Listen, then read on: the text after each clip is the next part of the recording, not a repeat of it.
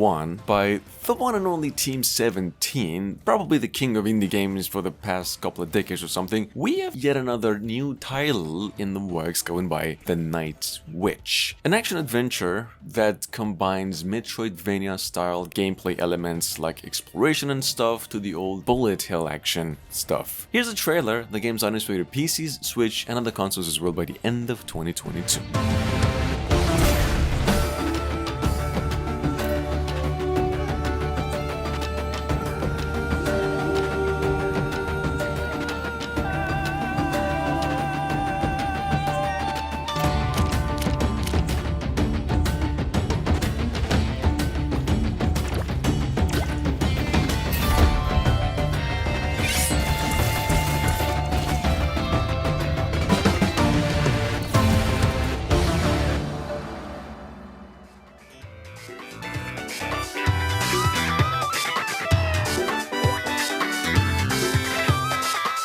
Now, coming up behind that, and I believe this has actually been over a few decades since the last time I've seen something as quite accurate to the old Sunset Riders game, we have here with us today something called Deathwish Enforcers. Well, as you can see, a Western-themed run-and-gun shooter with zombies and supernatural entities in it that actually features a 4-player and local co-op as well. This game's on its way to the PlayStation 4, 5, Switch, only early to mid next year.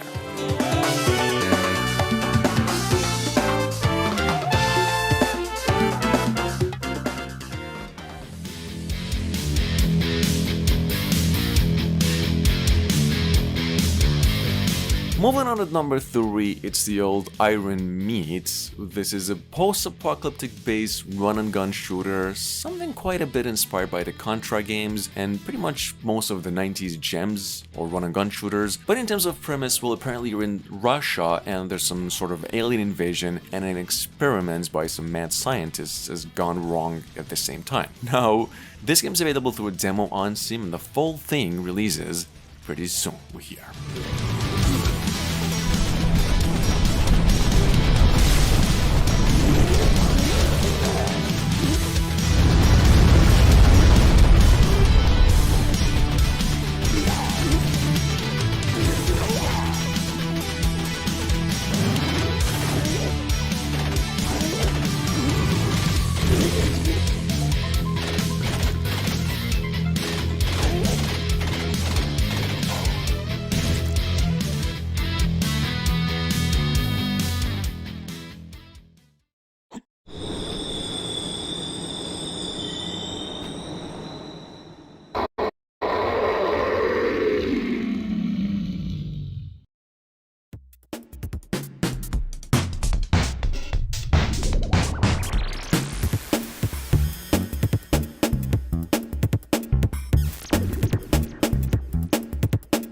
Moving on, and I believe there's a good chance you already heard about this one, but just in case, we have Squirrel with a Gun, which is technically an Unreal Engine 5 game in the making and about some squirrel with a gun in his hand. So there's not much to say, frankly, besides the gameplay, in which case you have missed. This game is coming over to PCs only, and a release date for it is still yet to be announced.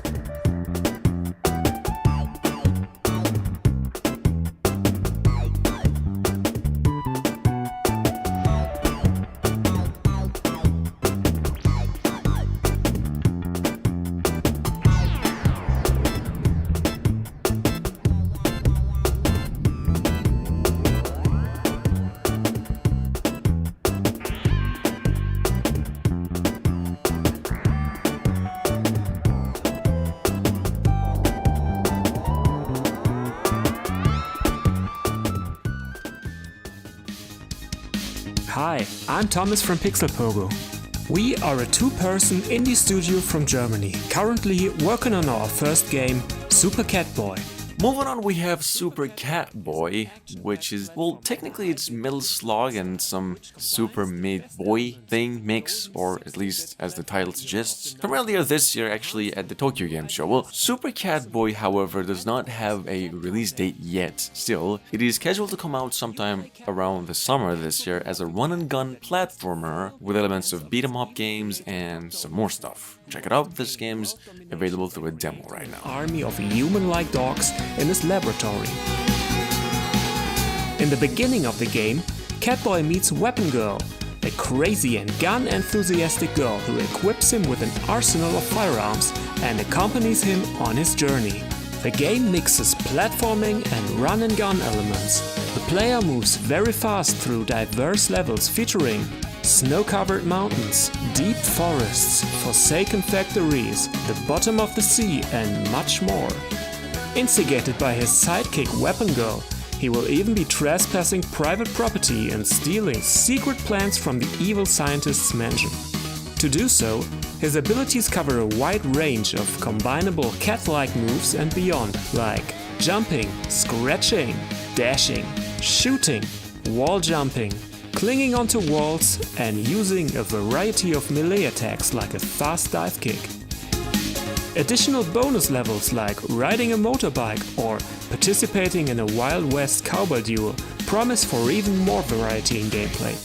The story of the game will be told in detailed pixel art cutscenes, featuring charming characters and funny dialogue.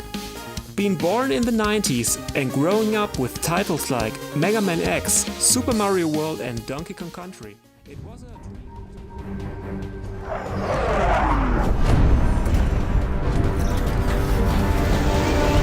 Cygni, or Cygni, All Guns Blazing, on the other hand, from last year, just got itself a new update trailer, some more gameplay and a release window of early to mid 2023, and supposedly releasing for PCs, PS5 and Xbox Series X only. Well, this is by Konami itself, touted as a spaceship shmup that harkens back to the classic days or arcade shooting days, whilst introducing a breathtaking modern futuristic presentation. Check it out, just in case you missed it.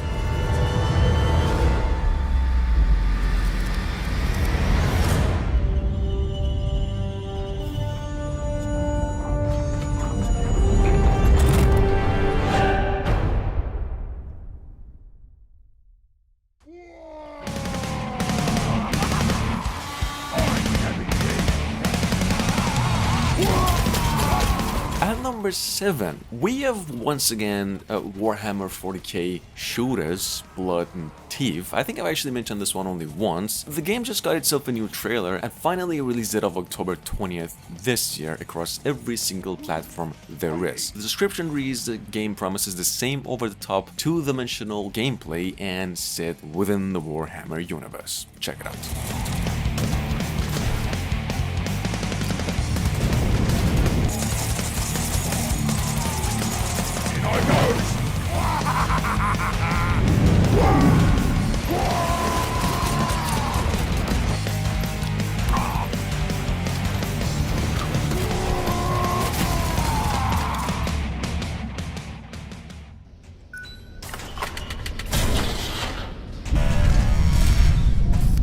At number 8, we have Arksync, a twin-stick shooter at heart, but one with one hell of a load of nostalgia with it, be it taken from the old Blackthorn game from almost 30 years ago to the not too recently revealed Microsoft exclusive game Replaced. Arksync is on its way to PCs only, we hear, and it's gonna be released early next year.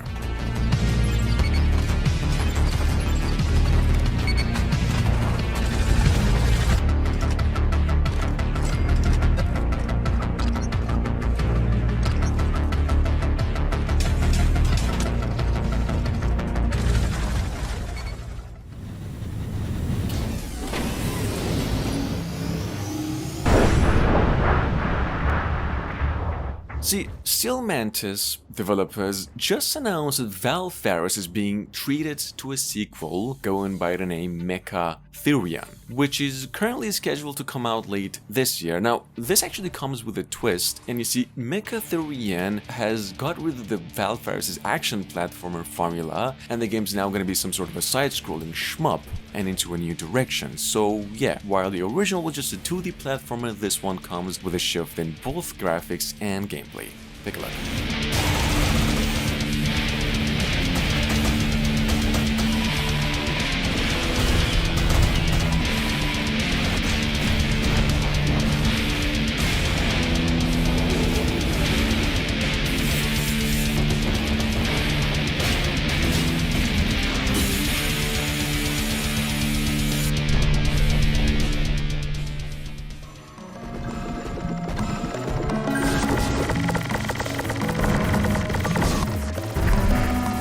See, NeverAwake, on the other hand, is, once again, a twin-stick shooter. Actually, I've mentioned this one just a few months ago, and now the game is finally having itself a release date. It's gonna be released for PCs, Switch, and PlayStation consoles only, September 28th this year. Here's a new trailer. The game's got over 80 levels to go through, dozens of bosses, and a gameplay system that allows you to retry levels, which is not something new. But yeah, check it out in case you missed it.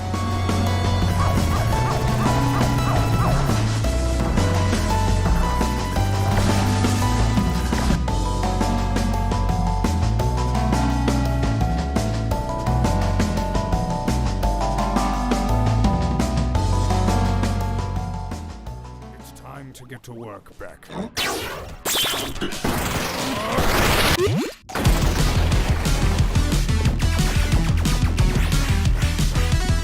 Moving on, we have once again Biogun, which is a pretty slick styled Metroidvania that came out a few months ago, with some one-of-a-kind hand-drawn animations in which basically you're on this mission to save a friend, and this game's supposedly some sort of comedy. It's actually got all the right side-scrolling twin-stick shooter elements too. This one's available through a demo now on Steam, and the full game's set to be coming out very soon.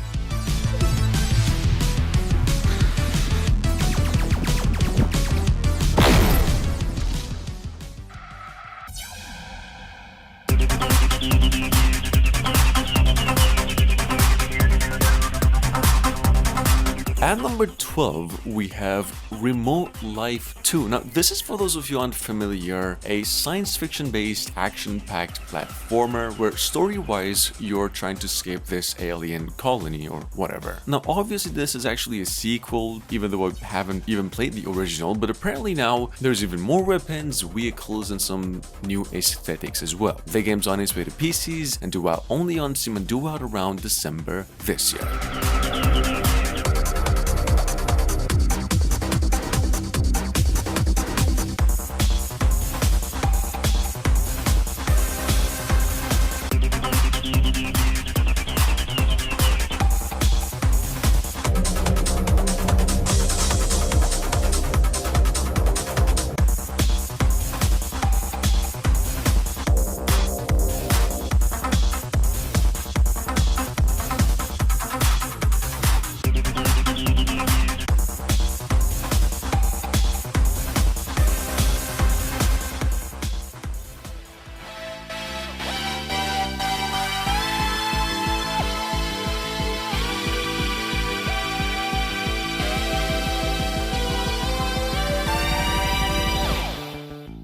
At number 15, we have here an old school style shmup going by the name Graze Counter GM. Actually, this game first came out back almost 5 years ago, and now technically it's being remade with the goal of recreating some sort of more advanced version of that game with some quality of life improvements over the original. It's a top-down 2D side-scroller, as you can see, a shmup, and a very action-packed game in terms of overall experience. This one's coming to all consoles and probably by the end of 2022.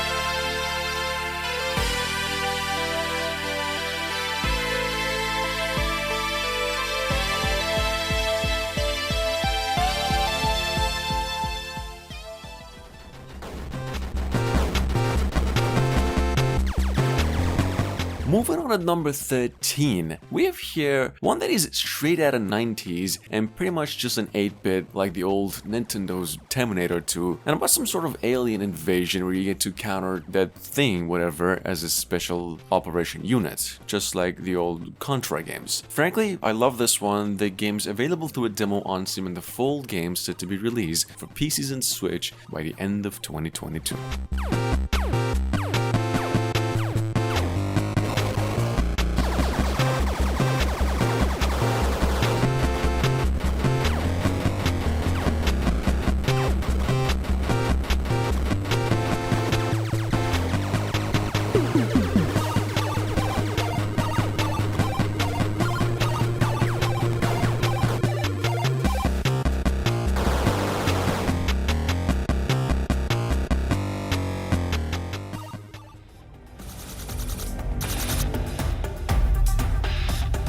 Coming up behind that, we have Tiny Troopers Global Ops, a so described by its developers as a fast-paced arcade twin-stick shooter in which you lead an elite squad of tiny troopers. This is a PvP game apparently with co-op or play support, actually playable with up to 4 players. It has all the old arcade-style elements to it as well. This has been in development since early 2021 and now releasing for all consoles and Switch, PCs of course in about a few months. We hear.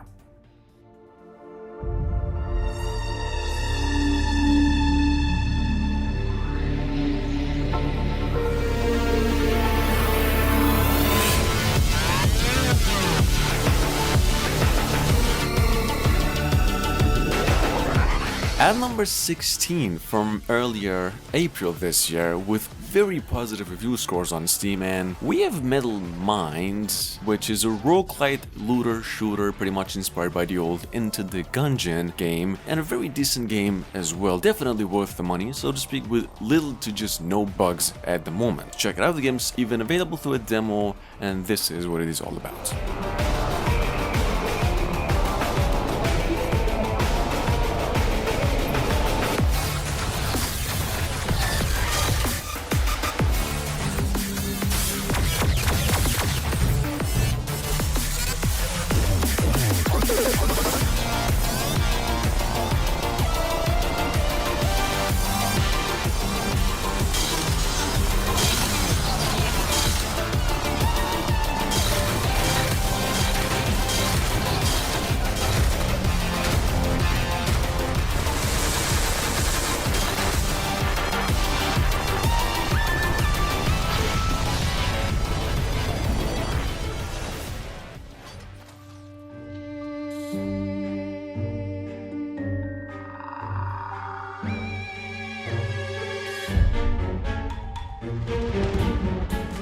Coming up behind that, we have Ghost Knights, A Dark Tale. This is a 2.5-dimensional action platformer, as you can see, set in some toon dark fantasy world where this mad king is in search of immortality, and so he opens up some sort of a dark dimension. Technically, that's what the description suggests. The game is pretty much inspired by Ori games, especially in its boss fights departments. We know it's being built with Unreal Engine 4 and is releasing for PCs only early to mid next year.